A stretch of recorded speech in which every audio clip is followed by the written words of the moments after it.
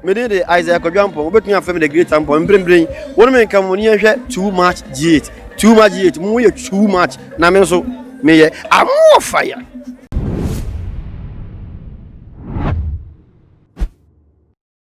Mamo akwa basronko ede ba tuma GH so muni aba mo so mfo na ama obusenie ebre associate training issues me de beso mo e wo fidie so na me ka training issues so dia na wo man emu nsem de kan de hia no ene na me de efa ensem no emu e de aso ne busa for monka me ho ne mo enra ensem no emu prekope se si ate eye ensem ba kwa betodwa Ghana mu empenifo wo oman ne titiri from wo oman mu na tese oman mu ni no womo kasetia eye je ekoso ewo eye Parliament House and dry eye chambers mu ebra mpenifo no womo etine dwemu atese womo eto aba ede yi womo speaker obedi womo nim ewo eye emrahwemu ewo tese mahwebe de fie wono na eno na tese konam so ma basabasa ye ma no mi so na tese mentimu ase honorable Carlos Ahinkran chief ballot papers de dwane na tese honorable Mutaka so fa ballot ye box na kase mu de adane no wona tese sa ensensem no ma ebufusho eba eye afamienu ni nia entem eye NPP ni NDC for then no enenam so ema military officers ebe pie mu ewo eye chambers no na sa eye ade ebeto the military officers womo eba Parliament House no no na tese nam so man penifo ebe aka se dabi no nko ade enchokwa military die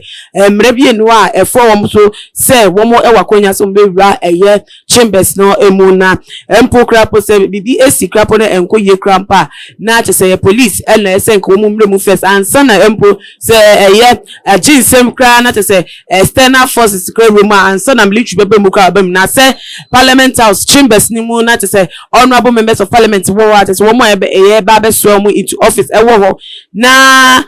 police officers also wo na tese asem sia ni ye military for na abemu a wo be settle na tese entwa kwan hu ye kra entwa ye kra na no na tese NDC for no womo members of parliament ni bi atrensa e dey out chere NPP for ministers bi na tese aban etwemu no na se the previously no womo ewo ministerial appointment tese womo ministerial appointment no over military officers no na tese me chere Ambrose Derry any ebiemu so no honorable Dominic Nito and tese womo trensa e dey to womo so se womo na womo teche se military no etimi ebora chambers ni na no na ne dey honorable Dominic Nito aba bonten se wa be chere ensem no ebra yenso cho photo sa e dey friend no na se ye bisa ne se wono na ye woto nsa ana wo fa phone e dey friend military officers so womo emblem ana no yi anu no ebusa for say e no dey nsem no etu do say it wasn't just the military that came in. They came in with the police. The state security was there and saw what happened and thus moved in to solve the situation. I spoke to the marshal that the MPs were becoming a danger to themselves. No MP was searched, and if someone carried a weapon, no one will notice. Any MP could have carried a knife and thus we needed protection. The MPs were a danger to themselves. The military and the police came in to cool down. After they calmed things down. The state security doesn't need any others to step in. Do you know what would have happened if someone have done something? You need to applaud the military for stepping in. The media needs to praise the state security because they did well. And no NHS and in Chile what they ever do that ebra and I'm sure for bisa say well no ena enyebia say what Chile FM military officers no they eba na or ampase wajitu mu say one eye marshals no e kasa ye say the air cost war eye parliament the hu be yan say one mode wo beji mu bi send be ya obi nkodi obi bone e wo ho ana say we be emfa eye bone adwen enye bibia ense fata mate se nkowie che na tese akoye oye ne ama wo mayi nti en woni marshals ne kasa ya tese nam so ema eye military officials no wo mbepie mu ewo wo na tese we defend eye the reasons say eye military officers no ebepie mu ewo Parliament House no as to say atogana for asun and say atogana for asun de na busa for Ghana for bi ehu ne say for kano sa spine so na ese fata so kan say say ebra yes a confusion no e ma no wo so wo parliament house no say na sifate no na tese wo bi anu a wo tumi say speaker of parliament obetumi ama kom ye aba parliament house no na wo be yin say wo mo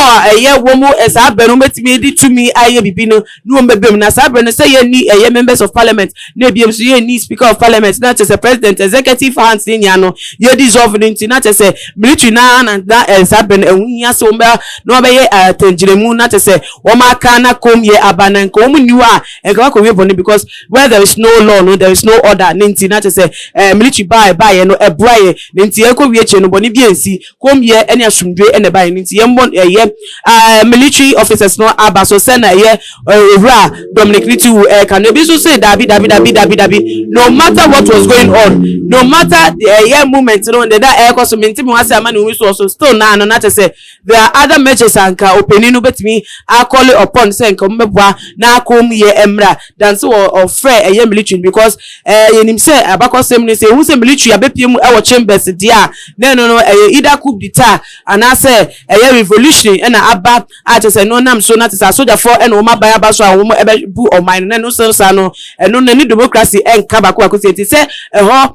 parliament house no kasa emma democracy say afa mienu na wo no wo kasa eboa ebu emra emma wo mine ntinti ke hunhia krapo say military officer kra ebe piemu e wo nti say owura Dominic Nitu na tai chire ena ma military officer semba na ti say wonye ashamed of himself say or invite military so mo infiltrate into the chambers no mashibeja for efie nti wan fo po ama efia wotumu anase chambers na wo mu as a member of parliament no eno ne Ghana for ebi adwenche debusa for se na adwenche na kwa bebre obi a eche ne de for na se military for ba o mo ba ho no say ye bojo so anase ye bonjo so say ne papa mu anane ne papa mu no won so wakonya sebetimi de wadwenche asum ye ye comment section na bi so wa share video on all the social media platform no follow ye on Instagram, Twitter so @tumagh_ Facebook so @tumagh me din adena ama ouza ene de me din kai boni besi nyame aduma e be se die hwa bi makramo